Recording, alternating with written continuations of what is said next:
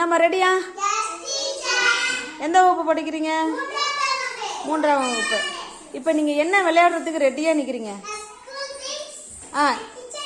கரெக்டாக ஸ்கூல் திங்ஸை ஸ்கூலில் கொண்டு வந்து வைக்கணும்.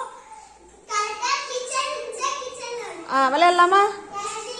Start the game.